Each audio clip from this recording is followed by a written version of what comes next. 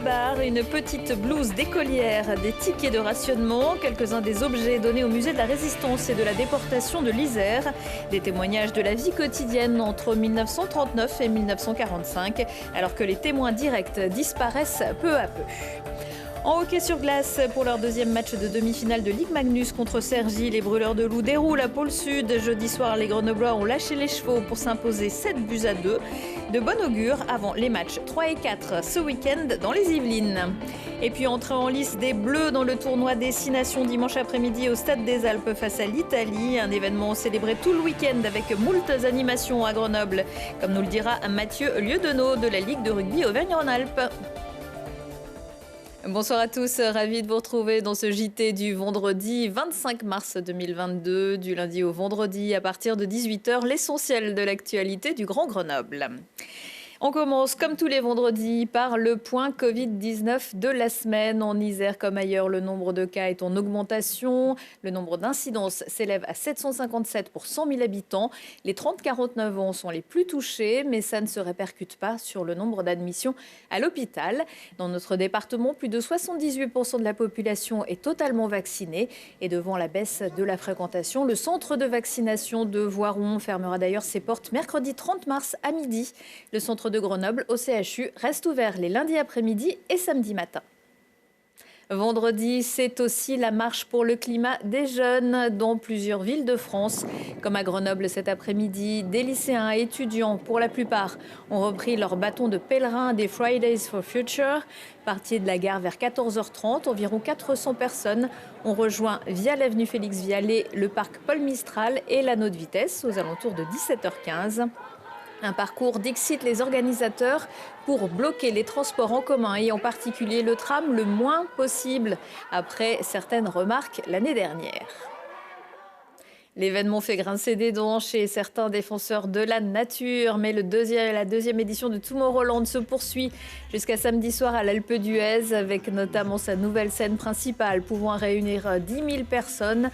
En tout, la grand-messe de la techno organisée par des Belges a réuni plus de 18 000 festivaliers venus du monde entier, avec un pouvoir d'achat conséquent et donc des retombées économiques importantes pour la station de Loisan. Moyenne d'âge 32 ans. Cette année, des passes-journées avaient également été mises en vente pour les locaux qui ont aussi pu profiter des pistes de ski réservées aux festivaliers la première année. Il y a un an, le musée de la Résistance et de la déportation de l'Isère lançait une collecte participative 1939-1945. 307 familles iséroises ont répondu à l'appel. Des dons précieux pour le devoir de mémoire. Jean-Baptiste Robert. Chaque objet a son histoire. Au cours de l'année dernière, le musée de la Résistance et de la déportation ainsi que le département de l'Isère ont lancé une collecte à la recherche d'objets qui témoignent du quotidien des Français pendant la Seconde Guerre mondiale.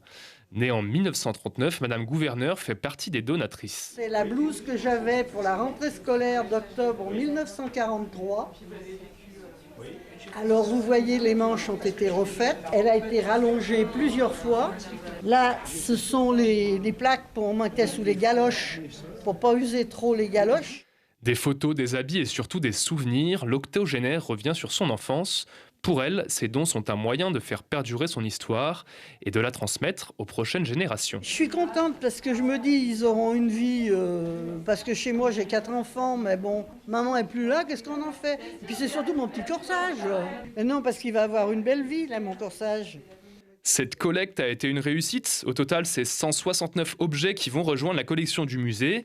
Cette opération a cherché à mettre en avant certaines parties de l'histoire un peu oubliées, comme le quotidien des familles du département, mais aussi la mémoire des prisonniers isérois envoyés en Allemagne. Un des axes qui était de chercher, de collecter aussi autour de la question des prisonniers de guerre, qui était absent. C'était une mémoire qui a peu parlé à son retour, puisqu'ils sont rentrés en même temps que les déportés. Tous ces objets liés à cette question des prisonniers de guerre qui ont passé quand même 5 ans dans les camps d'emprisonnement allemand. Toute cette mémoire qui arrive là aujourd'hui au musée, je trouve que ça c'est extrêmement intéressant et extrêmement sensible. Progressivement, les témoins de cette époque disparaissent. Un devoir de mémoire s'impose donc. Transmettre le maximum de vestiges de cette période. La collecte, elle tombe aussi à un moment charnière où on est à la fin de l'ère des témoins. Et donc, on sait que dans les transmissions, les héritages, les maisons, il y a des possibilités de jeter. Et nous, c'était important de pouvoir le dire qu'en fait on était à la recherche de ces objets-là pour éviter que ce soit perdu. L'institution souhaite raconter l'histoire des hommes et des femmes qui vivaient à cette époque, mais aussi éviter que de précieux objets ou documents ne soient malencontreusement jetés ou détruits. Ces dons devraient donc rejoindre la collection du musée dans les mois à venir. Le musée de la Résistance et de la Déportation qui doit déménager en 2024 ou 2025 au Palais du Parlement, place Saint-André, après de gros travaux. Avant de voter pour les présidentielles et les législatives, venez voter au Forum des idées. Et en plus, là, c'est à partir de 16 ans. Rendez-vous samedi de 10h à 18h dans le hall de l'Hôtel de Ville de Grenoble. C'est le moment où vous pourrez désigner parmi une centaine de propositions de citoyennes et citoyens celles qui vous auront le plus séduit et que vous voulez aller voir plus loin. Les porteurs de projets seront présents pour répondre à vos questions. Les 30 idées retenues seront annoncées dans la foulée lors d'une soirée au Palais des Sports.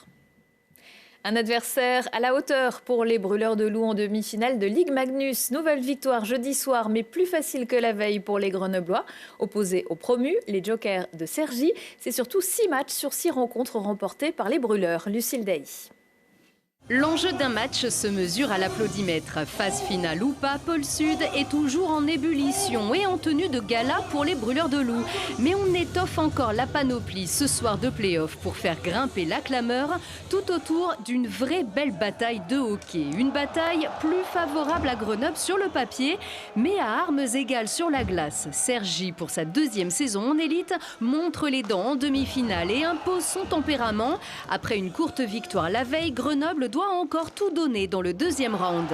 Il montre que c'est une bonne équipe, qu'il faut persévérer pour marquer. On a eu un peu du mal au début, ils ont un bon gardien en face, donc on a eu 2-3 occasions, puis on a fini par les rentrer, puis après les buts se sont enchaînés. Et si les buts s'enchaînent, c'est encore loin d'être gagné, même à 5 contre 2. Cergy, réactif, agressif, se bagarre. Grenoble s'énerve, mais garde son cap, rétablit son statut de leader et reprend le contrôle jusqu'à la note finale de 7 buts à 2. Dont un du très jeune grenoblois Dylan Fabre, qui après une première sélection en équipe de France, découvre ici le meilleur de son sport. C'est super pour moi, c'est mes premières demi-finales.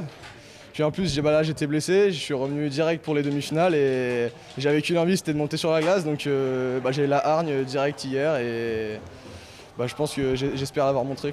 Et il va falloir recommencer au moins 2 fois. Il faut 4 victoires pour gagner son ticket pour la finale et on n'est pas à l'abri de mauvaises surprises avec cet adversaire-là. C'est les playoffs, hein?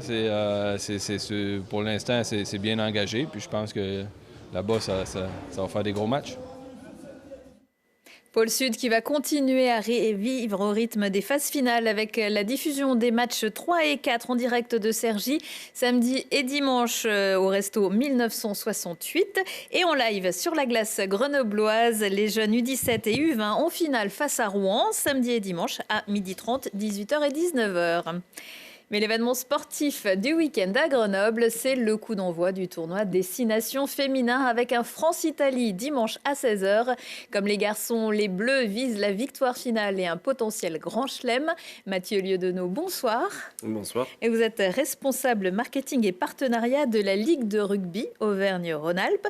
L'événement, alors, il sera dans le stade dimanche après-midi, mais il sera aussi aux abords du stade tout le week-end. Expliquez-nous ça. Tout à fait. En parallèle avec le match donc, du dimanche, on a créé un événement qui s'appelle l'Aura Rugby Tour et qui va être, c'est un village de plus de 3000 m² qui est basé sur la Haute Vitesse à Grenoble. Et donc ce village va bien évidemment permettre la pratique et la découverte du rugby sous toutes ses formes. À la fois le rugby que l'on connaît, le rugby à toucher, mais également du quad rugby. On aura l'équipe de Grenoble qui sera présente, et également du rugby adapté. Donc toute cette découverte autour du sport santé. Mais on a fait également ce village de 3000 m² avec cette structure centrale, mais tout autour, on aura d'autres thèmes autour de la culture, de l'environnement, de l'innovation, de la gastronomie. Et donc tous ces thèmes seront rassemblés pendant 2 jours sur la Haute Vitesse, juste en amont du match. Des thèmes qui matchent bien avec le rugby. L'idée, c'est quoi? C'est de s'amuser, recruter, véhiculer toutes ces valeurs? C'est vraiment de véhiculer toutes les valeurs. C'est des valeurs qui sont associées avec la Coupe du Monde 2023 de l'an prochain. Donc on a voulu les mettre à notre niveau, à notre échelle au niveau de la région Auvergne-Rhône-Alpes. Et donc la première étape de cet Aura Rugby Tour, c'est Grenoble. C'est un beau signe. À l'occasion de ce match. Donc c'est top, ça va être top. La météo avec nous, ça va être génial. Donc ce sera samedi de 14h à 18h30 et le dimanche de 9h à 15h30 pour permettre d'aller voir le match évidemment dans la foulée. La Coupe du Monde de rugby masculine, c'est dans moins de 2 ans. Les récents succès des Bleus laissent espérer évidemment le meilleur, on croise les doigts. La région disposera de 2 sites d'accueil, Lyon et Saint-Étienne. Pourquoi pas Grenoble? Il n'y a pas les infrastructures qu'il faut? C'est politique? Qu'est-ce qui se passe? Non, pas du tout. Les infrastructures sont très belles. C'est simplement, oui, c'est la taille du Stade des Alpes qui est trop petite. Les 20 000 places ne sont pas suffisantes dans le cahier des charges pour accueillir... Parce que Lyon et Saint-Étienne, c'est combien? À Lyon, c'est 60 000 et Saint-Étienne, c'est plus de 40 000. Donc oui, c'est cette capacité du stade qui fait que le site de Grenoble n'a pas été retenu au niveau d'accueillir des matchs. Et même des bases de repli. On sait que l'équipe d'Italie ira à Bourgoin-Jallieu, par exemple. Tout à fait, mais Grenoble avait posé candidature avec le campus et à ce jour, on n'a pas eu de retour positif pour Grenoble, malheureusement. C'est cuit, là. J'ai peur. Les Blacks iront à Lyon, l'Australie ira à Saint-Étienne, donc on commence à connaître tout doucement les camps de base, comme on les appelle, pour la Coupe du Monde. C'est un peu décevant, non? Est-ce qu'il faudrait pousser un peu plus pour que Grenoble... arrive à avoir des... on a essayé, on a bien équipes. évidemment tout fait pour avoir un camp de base ici, ça aurait été top, etc. Après, ça mobilise également énormément le stade sur toute la durée. Donc ça aurait pu venir, on va dire, en concurrence avec... C'est au moins un mois? Ouais, c'est au moins un mois. Donc à la fois que le FCG et le GF38, ça aurait pu être en concurrence avec le Stade des Alpes. Oui, c'est vrai que voilà. On a déjà 2 équipes qui partagent un stade. Ça commence à devenir compliqué. C'est ça. Exactement. Alors un petit mot sur l'équipe de France. Dans cette équipe, des locales formées qui ont joué ou qui jouent encore à Grenoble. Emeline Gros, Maëlle Philippon, Alexandra Chambon ou Manaë Felleux. Ça fait plaisir. Ça fait plaisir. Et en plus, on a pris la feuille de match, le 15 de départ, avec Alexandra qui sera titulaire, Manaë qui sera remplaçante et bien sûr Emeline Alors, Emeline, Maëlle, Alexandra, Manaë, et il y en a encore d'autres. Non, c'est Maëlle Philippon. Voilà, Philippon, voilà. Maëlle Philippon, j'ai oublié. On va voir un petit peu les Amazones qui s'entraînent également, qui s'entraînent également régulièrement, puis qui font aussi une belle saison. En tout cas, ça fait plaisir de voir des filles qui sont soutenues dans l'équipe elles font partie du FCG. Hein. Bien sûr. Sans problème. Voilà. Elles ont cette culture, elles font partie et on a eu la chance, Emeline est venue dernièrement s'entraîner avec les jeunes du FCG, donc elle continue de transmettre et c'est très bien. Merci beaucoup Mathieu Lieudenow. On rappelle le Aura Rugby Tour 2023 samedi de 14h à 18h30 et dimanche de 9h à 15h30 sur la Note Vitesse. Et bien sûr France-Italie, c'est à 16h dimanche au Stade des Alpes. Merci. Merci beaucoup. D'autres rendez-vous du week-end, c'est moi qui l'ai fait. Le Do It Yourself a le vent en poupe depuis quelques années. Si le confinement a boosté cette tendance, vous devriez être nombreux à vous précipiter à Alpexpo ce week-end pour le Festival des loisirs créatifs. Remarquez qu'on est passé de salon à festival, signe que ça va être la grosse éclate. Rencontre avec les exposants, ateliers, inspiration, donnez libre cours à toutes vos idées à base de macramé, déco et bricot, art du fil, idées gourmandes, scrap et papier, mode et beauté ou perles et loisirs. Tout aussi créatif, Mathieu Madénian, l'humoriste, sera samedi soir sur la scène de l'Oriel de Vars pour un spectacle familial. C'est le titre. Un show dans le plus pur style stand-up au programme entre les vannes, son changement de carrière d'avocat à comédien, le sentiment de culpabilité ressenti au téléphone avec sa mère qui ne l'a pas, ou encore Charles Aznavour, obligé quand on s'appelle Madénian. Retour de l'actu à 19h, 21h, 23h et en replay sur telegrenoble.net. On se quitte en musique avec l'Orchestre National de Barbès qui fête ses 25 ans. Leur tournée passera samedi soir par l'espace Paul Jargot de Crolles. Excellente soirée à tous et bon week-end.